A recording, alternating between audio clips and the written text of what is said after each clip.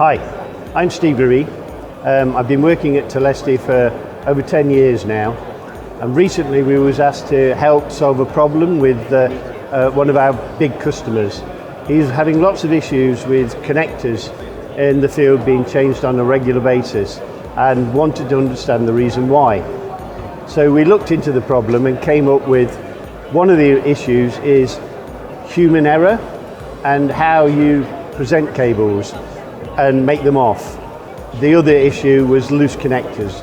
Most MSOs seem to have a good number of loose connectors in their network, ranging from 5 to 20%, and this is one of the issues that needed to be solved.